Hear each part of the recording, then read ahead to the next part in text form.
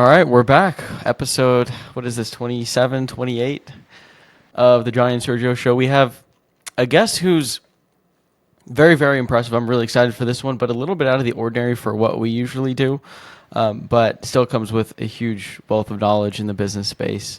We've got the founding CEO and partner of Bubba Gump Shrimp, Scott Barnett, on the pod today. So welcome, Scott. Thank you. Thanks for having me. Bubba Gump Shrimp. It's a household name. Hold on there, boy. Are you telling me you're the owner of the Bubba Gump Shrimp Corporation? Yes, sir. We got more money than Davy Crockett. Boy, I heard some whoppers in my time, but that tops them all.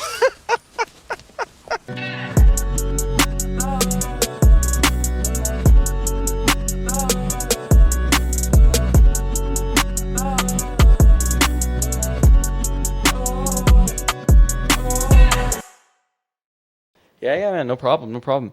So I sent out a tweet before this pod, about right when we booked this a week or so ago, and I said, hey, I'm having the founder, CEO of Bubba Gump on the pod in a week. What do you want to know?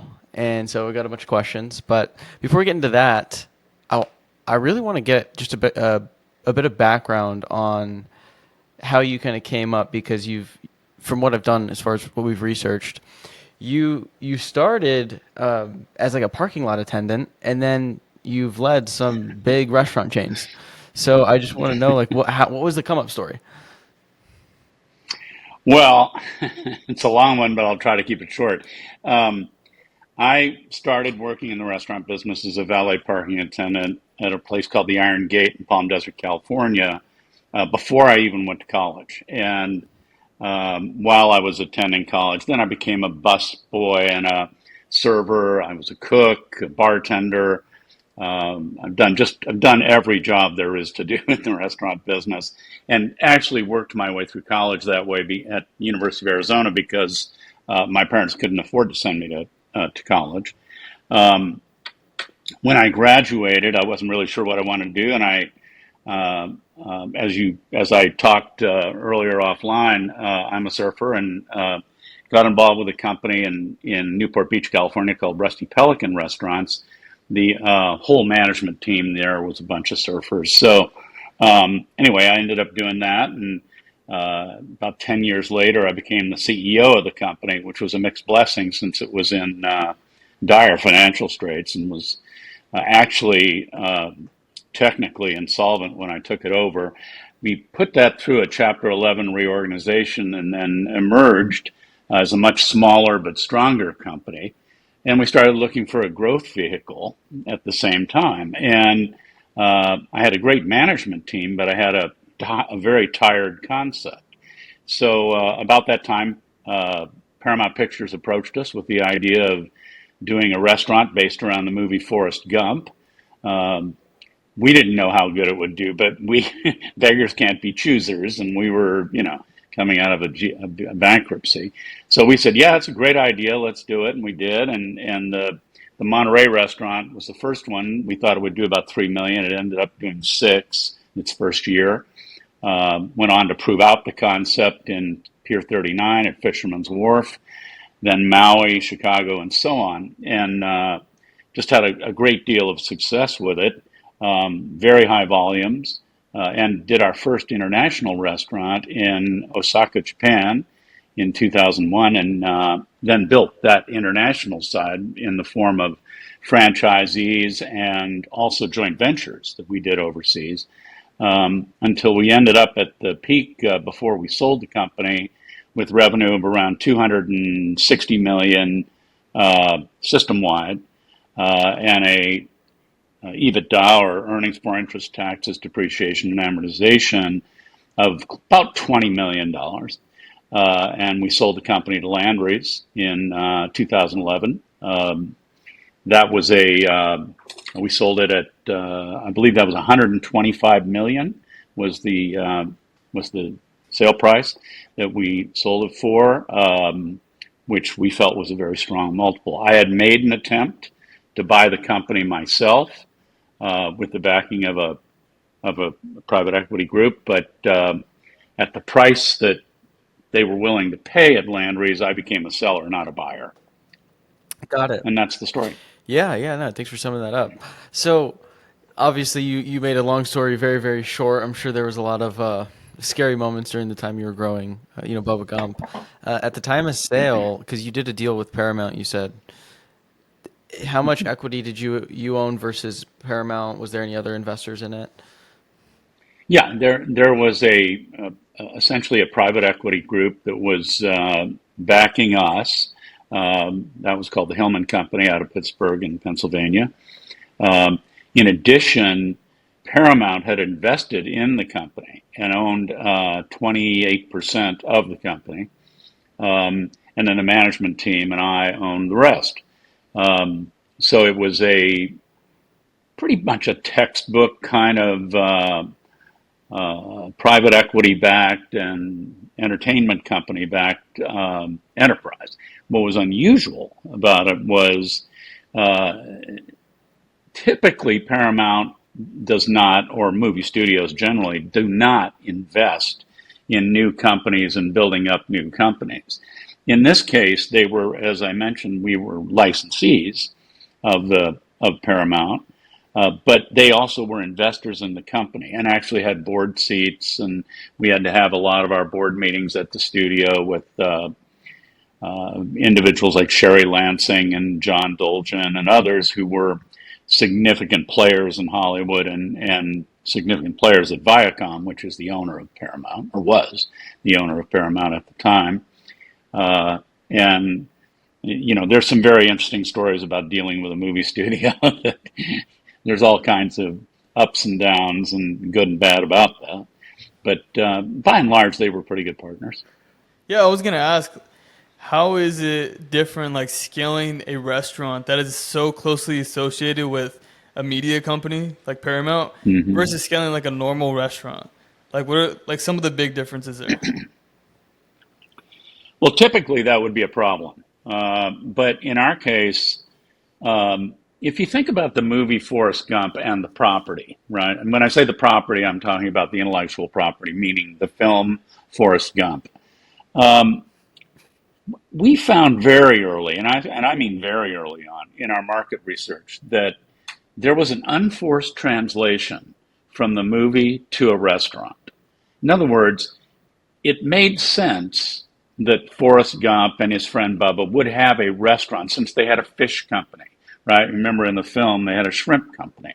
So it was the Bubba Gump Shrimp Company. Well, it made sense there would be a restaurant group as well. So there was that unforced translation. Funnily enough, I used to get, I got a letter from a customer once, and more than once I would hear this. And in the letter, excuse me, they said, well, I always knew you had the shrimp company, but I didn't know you had the restaurant. So it was a little bit like life imitating art, because obviously there was no shrimp company. It was a fiction, but people believed that it was. So scaling it to more directly address your question, that's kind of the same in the sense that you're making site decisions, you're making conceptual decisions, and then you roll them out one at a time, obviously, and then you start building and building and building until you get to a size that makes sense. And if you were trying to do that typically with a media company, I think that might be a little bit more difficult. But in this case, of course, we had the IP. We had that. We used to call it an unfair advantage, because when we came into town, we had that brand, and the brand was Bubba Gump Shrimp Company.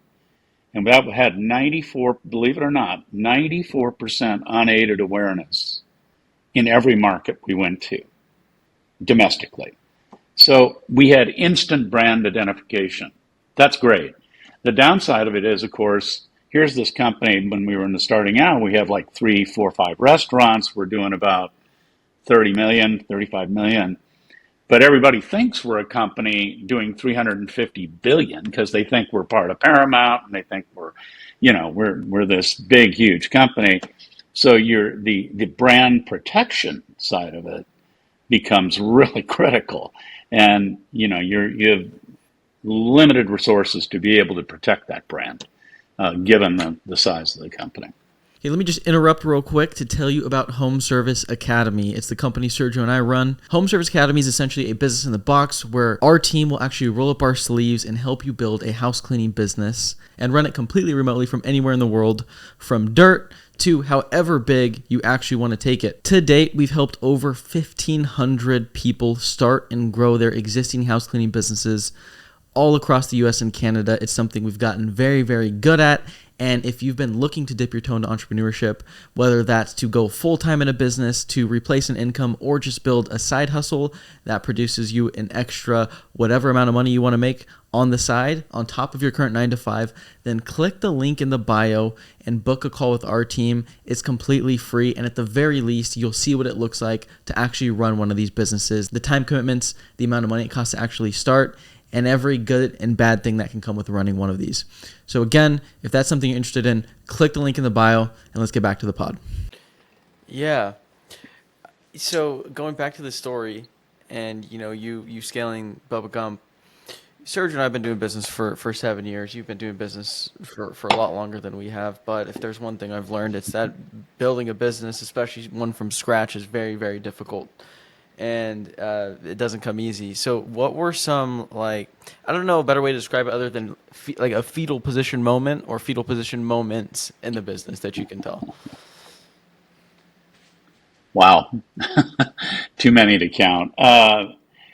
I guess you could say, okay, in the beginning, we used to say, my partner, Gordon Miles, who died just last year, actually, really, really smart guy. And together we made a really strong team, I think. But we used to joke that we were in the constant money-raising business. And that if you stood on a street corner in New York and there was a high wind and put your hand up in the air, a set of Bubba Gump Shrimp Company financial projections would materialize in your hand, because we were so energetic in trying to pursue money for growth. And we kept doing it, either in bank financing or bringing in new investors and what have you. So that, I guess, is, you really haven't lived until you've been on a Friday night and the payroll has been done and the paychecks are being cashed. And I know you guys have had to live through this, so I'm not telling you anything you don't know, but and you're not really sure if that's all the money is going to be in that account on time, because you had to get Friday's receipts in to back the payroll, right? So making the payroll is that will separate the wheat from the chaff, so to speak. Things that worried me, I remember clearly thinking, my entire financial future is dependent on whether or not some dishwasher in Miami washed his hands after he went to the bathroom that day. And did he not? And he didn't go out and give hepatitis to 50 people. And of course, it makes the national news, right? So, much less gets 50 people sick. So there were many worrying moments, many highs, many lows. I would say that you spend a lot of, as you get bigger, to more directly talk about what you asked, as you get bigger, the CEO's job becomes more and more worry, worrying about what can go wrong, and relying on a ever-growing team of people that you're hoping you made the right decisions in terms of selecting those people. Fortunately, we did, and my team was just extraordinary, very extraordinary people. Yeah. People talk about the restaurant industry. I've never been in it, but everybody says it's like the talk of the town in the business world. The restaurant business is the hardest business, notorious for super thin margins. You're managing a bunch of team, like you said, dishwashers. A lot of them are younger. It's maybe their first job. Would you agree with that the restaurant business is the hardest business? And if you had to make a case for someone to choose to go into a restaurant business as like an entrepreneur, what would be the case for that? Boy, there's an old joke that people tell in the restaurant business, and it goes like this: if you want to make a small fortune, take a large one and go in the restaurant business. And that is that can be very true. I have a in my consulting business that I have right now, Scott Barnett and Associates. I have a number of clients, big and small. One client is, and well, I'm not going to say where they are, but it's a woman who's a very, very good cook. She's actually a chef, although she's never had a restaurant. And so her husband's an attorney and does very well. And so she went to Cordon Bleu in Paris and has, I've been to her house and had dinner, and she's really an extraordinarily gifted cook. And she wants to be in the restaurant business. And there's a lot more to it than just being a good cook or creative chef. And there's real estate decisions, and there's do you hire the right people, and do you advertise and promote correctly on social and digital these days, and all the other kinds of questions that come up. So what would I advise for that? I guess there's an old story: follow your dream, right? And I believe in that, and I think people who have a natural bent towards hospitality also have a very good, strong palate for food and understand food. That those people are the ones who have a leg up going into the business. The other thing is, though, don't go in undercapitalized. If you're not capitalized correctly, forget it. You even the best will fail. On that subject too, chefs make up. There are a lot of what we call celebrity chefs these days. With the advent of shows like Iron Chef and so on, and there are a lot of people out there who are chefs, and they think, well, I'm the next Emeril Lagasse, or I'm the next Wolfgang Puck, or I'm the next Jeremiah Tower, or whatever. Jeremiah Tower was an artist, right? He really was a creative genius. Wolfgang Puck invented a new type of cuisine, right? Building on his experience in French Navarre, he started the whole idea of what we all now know as designer pizza, right? And these guys are artists, or women and men are artists, but for every one of them, there's 1,000 who think they are. They're not. They're just good cooks. And if you're just a good cook, you're not a celebrity chef, at least not yet. And we have a tendency to kind of overdo it when it comes to these celebrity chefs and how it works. The restaurant business has a high failure rate. You guys know that, even higher than other small businesses, which a lot of small business has a high failure rate. The restaurant business is, you pointed out, thin margins. That's why it's a game of pennies, but it's also a game of top line orientation.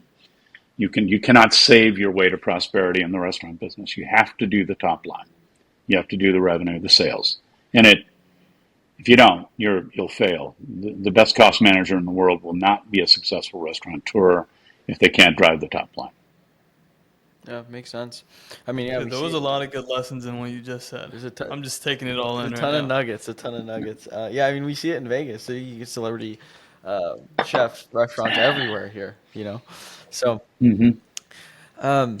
now, what you've done with Bubba Gump, it's amazing. I just want to say, super, super cool what you've done. And it has to take 100% has to take good leadership and management. And you're CEO, not only CEO of Bubba Gump, but you've been CEO of the Rusty Pelican. I saw you were interim CEO of Ruby's too, which is kind of funny because we both grew up in Orange County, so see these restaurants everywhere. But what would you say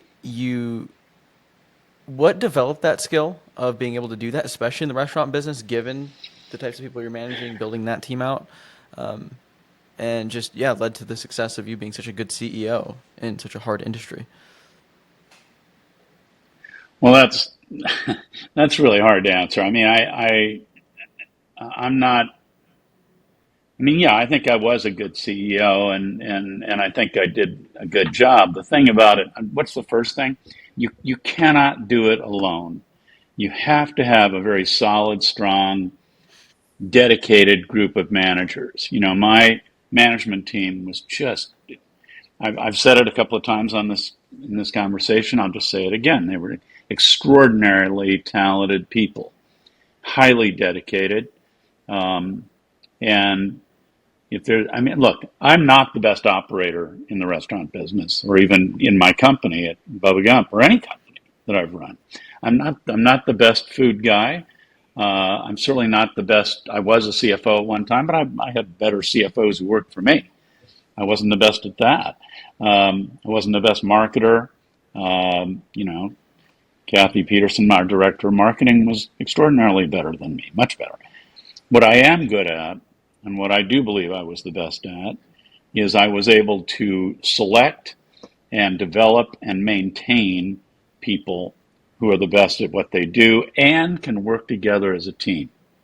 And everybody says, oh, I just want to hire the best people. Well, yeah, but you also want to hire the best people who can work together as a team. Because if they're out there siloing information and keeping their own little islands of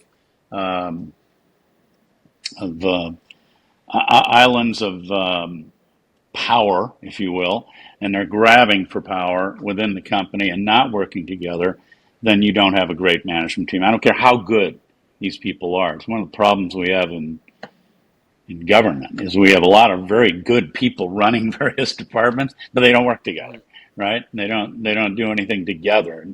And I don't remember which president. Well, it was either Reagan or Roosevelt, but one of them said it's amazing how much you can get done when nobody cares about who gets the credit. And that's a really important part of a good management team. I used to tell my people, you're going to work other places. There is life after Bubba Gump, but you'll never work anywhere quite like this because we created this culture of excellence, cooperation, and care and concern. That cocktail of drive and compassion created a culture that was quite unique, and I think quite effective. So it's great to ask me what makes you such a great CEO. It's nice to hear that, but my team. Well, we've never touched the revenue levels you've scaled to, hundreds of millions of dollars. But it seems like that is the job of the CEO, especially as you start to grow and grow and grow, is how well can you build that team? And it seems like you did a good job at that.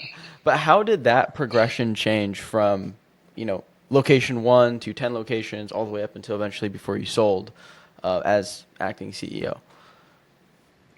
That's an excellent question. And I'll tell you why I think that's so good. That's such a good question. One of the problems we encountered after we got to 100 million or 150 million in revenue was we all knew we had been in a small company that we were growing larger and larger, and when we opened the first restaurant, we rented a house in Pebble Beach next to Monterey. Now that sounds great. It was a 6-bedroom house, and I had my entire management team. At that point, there were 12 of us, all living in that house. And we were having breakfast together, we were sharing rooms, that kind of thing. And it was a really us against the world kind of a thing. We had no money. My original budget to do the remodel on the Monterey restaurant was like $270,000. I spent $600. If it hadn't been a success, they would have fired me within a couple of months. So, there's a lot at risk there. But when we grew larger, what we learned and what we questioned about ourselves, how do we maintain the small company feel when there's no longer 12 of us now, there's 50 of us? And how do we maintain that? And we had people officing I was an early adopter, very early adopter on remote officing. So I had people in Kentucky, I had people in Florida, I had people in Chicago, and of course our main office in San Clemente in California, people in Hawaii, which is a nice place to office. But it was we had to bring them together quite a bit. It was quite expensive to fly people in from all those places for monthly staff meetings and things like that to maintain that feeling of closeness and small company that's so critical to keep the culture alive. And that culture was so vital to the success of the company. I don't know if that answers your question, but that's Yeah, I guess this was probably before the remote work days too, right? Like there was no Zoom or anything.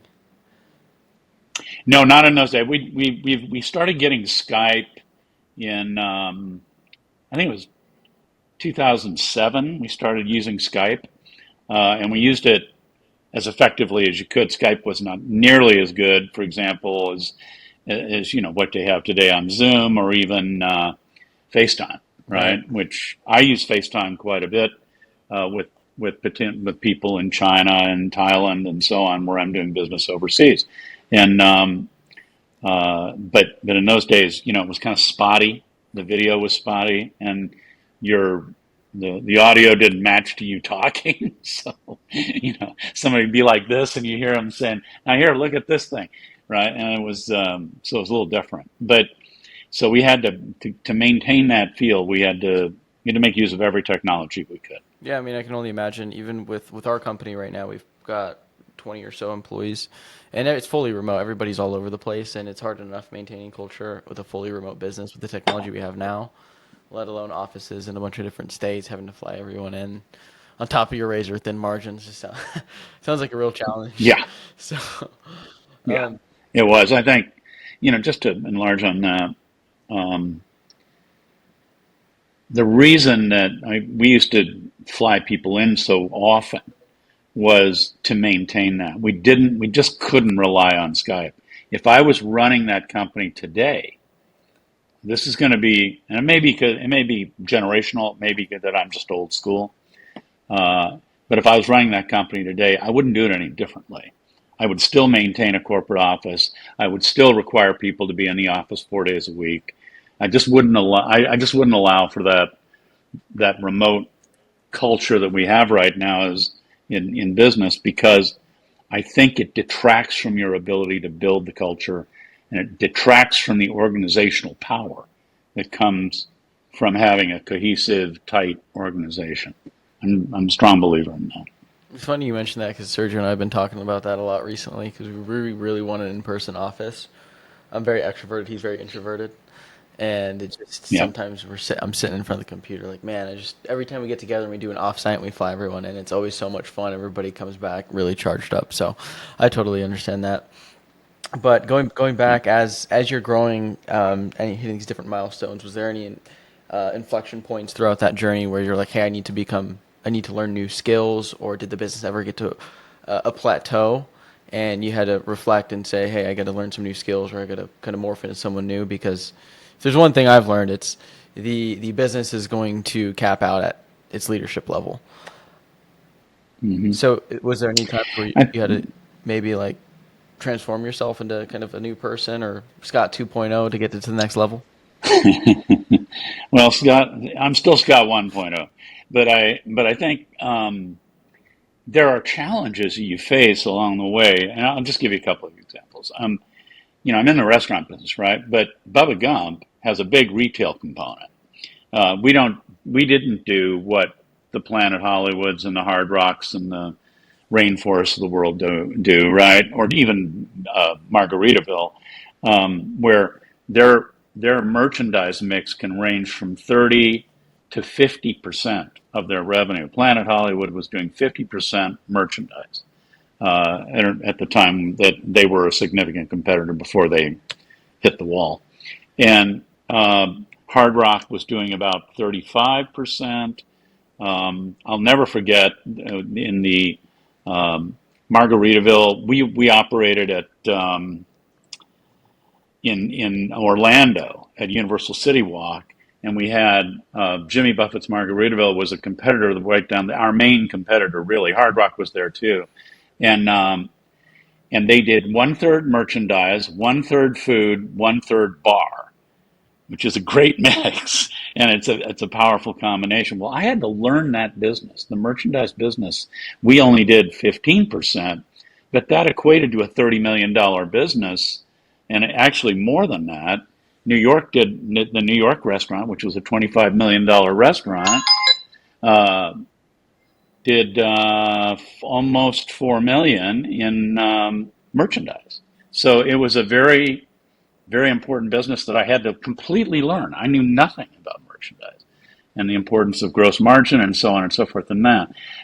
As I mentioned earlier, when we were raising money and you become much more adept at raising money, you've got to go to conferences put on by, let's say, Piper Jaffray or Goldman or those people, where you present to groups of 300, 500 investors, and in your mind, what you're doing is you're trying to lay the groundwork for a $40 million financing, bank financing, and but you've got to be able to answer just about any question they've got, and you're dealing with very sophisticated questioners who don't have any. They're not the kindest people in the world. Let's put it that way. Yes, this is Wall Street, and the old story, Wall Street, where money never sleeps, right? And that's really true. So I had to learn that. At one point, we were considering. In fact, we came very close to taking Bubba Gump public and doing an IPO. When you do an IPO, what you learn. And I remember a really strong, great investment banker from Oppenheimer took me to dinner when I was in New York and said, look, you realize that your job is going to be 50% investor relations, right? And I said, yeah, I get it. I know, but I'm going to have to deal with the institutions. And he goes, no, at least half of your job is going to be dealing with the investment community. And you got a restaurant to run. You got a restaurant company to run, right? And it's that kind of thing. Partially, that's a very big part of the reason why we didn't go public, is because I was just not equipped, and still am not equipped, to be a public company CEO. So, yeah, there are things you learn along the way, and things you have to learn along the way that are different, cause for different skills and all that. But learn them or perish, right? Yeah, that's really interesting. I didn't know that you guys were really close to doing the IPO. Transparently, me and Johnny have a big goal. Like, our big, hairy, audacious goal is to sell a company for $100 million. And you've achieved that. And I'm curious to know, like, from your perspective, how important is it to raise money for the vision that you're trying to build in building a $100 million company? Because up to this point, we've been very bootstrapped and like wanting to maintain equity and stuff like that. So I'm curious on your perspective on that. Yeah. Okay. Let's start at the beginning of that. How important is raising money? It's very important. If you really want to scale, and you really want to get to a point where you can get, and I don't know what the multiples are in your business. I don't know what your EBITDA is and all that kind of stuff. But to get $100 million for a company, you're going to have to finance your growth in some form or fashion. Does that mean bringing in equity or debt? Or cash flow, your own cash flow, bootstrapping it, as you put it. And I think you're right in that it's probably that's the best way if you can do it. And if your revenue growth rate is so strong and your profit growth rate is so strong, you can maybe do it with just your own plowing money back into the company. That's typically not true for most companies, as you guys probably know. So then it becomes debt or equity or a combination thereof. And any equity holder prefers debt, right, if they can manage it, because that doesn't dilute them, and they maintain their ownership, and that's great. The problem is that the road is littered with companies that overburden themselves with debt, big time, and Um, I've seen private equity try to put 5, 6 times EBITDA in terms of their debt, right? So let's say your EBITDA is a $10 million, and they're willing to He's put got real 50 or quick. 60 million. You cut out. Yeah. You cut out right there. You said you've seen private equity put, and then you cut out for a good 5-10 seconds. Oh, I'm sorry. Oh, no worries. I say you see private equity on a company that does say 10 million in EBITDA, and they'll put 50 or 60 million in debt on the company. In the restaurant business, they cannot manage that. That is too much debt for a restaurant business. Now, I don't know what the case is with you guys and what your company or other industries. I do know debt can be a burden, and debt can be quite burdensome and can kill a company. And that's what to be careful of. I think the hardest part, I wanted to address one other part of your question, Sergio, and that is being a founder and then going up and selling your company. That sounds great as you think it through or talk about it in your dream set. When the time comes, it's hard to let go of your baby. And in some cases, really hard. And so that's something to consider as well. Yeah, that was a good question. I mean, like from our perspective, just to give you a little bit of context, we started a window cleaning company with $150 like total when we were in college. So like that's where our story began, and from there we scaled a window cleaning company, and then we started house cleaning company, and now we do consulting for house cleaning companies.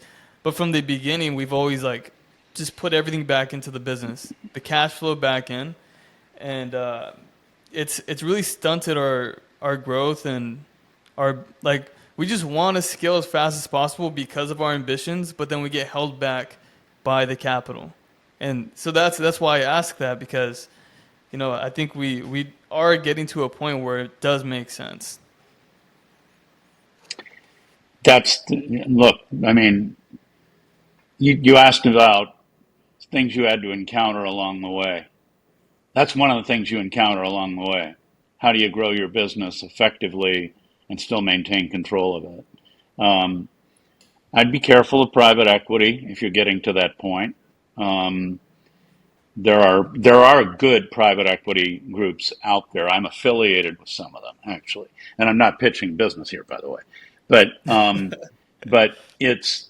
mean, there are a lot out there that tell you, oh, we invest in management and all this kind of thing. No, they invest for a 20% unleveraged rate of return, and if they don't get it, they're going to be pissed. And that just is the way it is. You need to look for private equity groups that are patient if you're going to go that route. If you're going to look for private investors, family offices, that type of thing, you're probably better off. And in terms of debt, obviously you have to build a track record of being able to service it and so on. I'd be careful about laying too much debt on a company. That's my advice. I normally charge for that. Yeah, I mean, you did get a degree in finance, so I take that with a lot of weight there. Yeah, I did. Yeah. Yeah, I mean, you said selling your baby is a big deal. Like, how was it for you, like emotionally, and then what was right after when you did make the big sale? And also, did you buy any toys?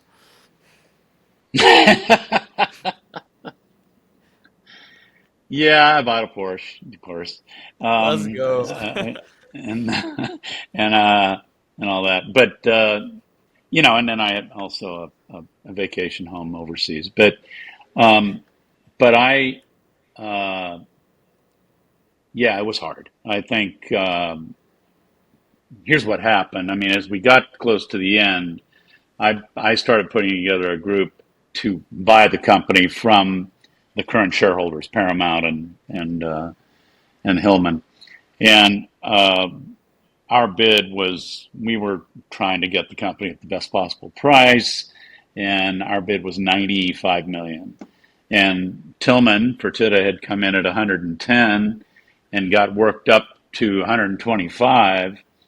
And at that point, as I said earlier, I was a seller and not a buyer. And that's just me making the decision, you know, I'm not buying this thing at 125 million. I can't, number one. And number two, I don't think I should. And so making that decision was easy here. Making the decision in here was a different story because I had a whole management team that I had brought up, and I had, employees who counted on me, and we had as I mentioned earlier, we had this incredibly strong culture within the business that that demanded that I be honest and straightforward, and I always was, very open book about what I did. But at that point, then I was that was it. We had to sell, and I didn't get to make that decision. The shareholders make that decision. Yeah. You guys are in different seats.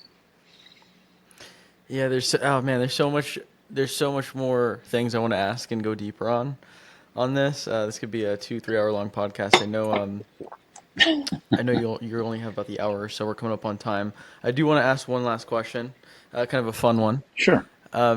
You've been in the restaurant business for a while now. If you were to start something new, what are you seeing in the restaurant landscape right now? What would be your concept that you would open if you were to open a concept right now? Wow.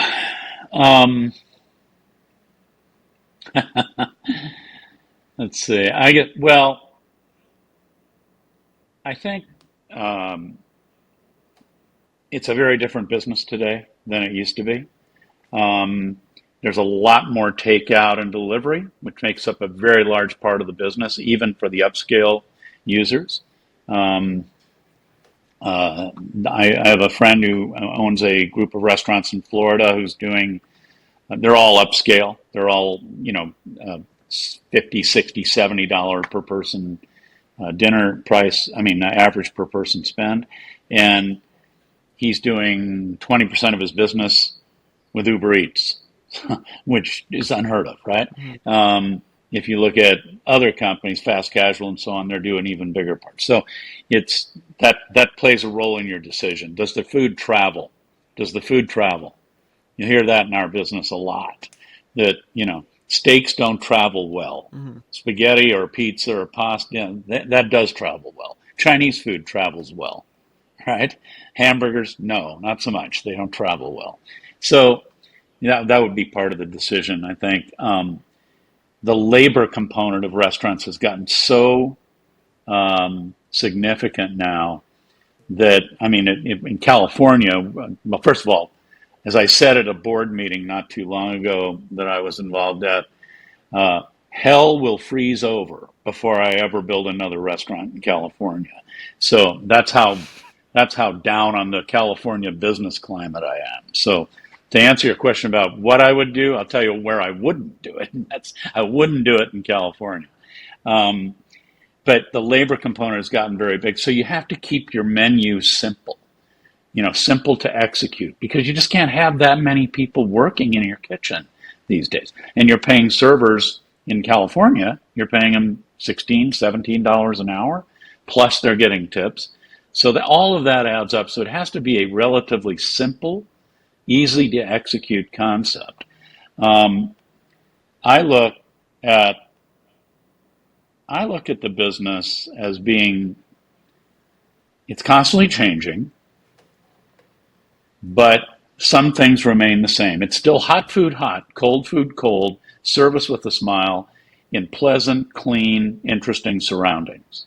You do all those, you'll be successful in a restaurant. If I was to open something today, it would be probably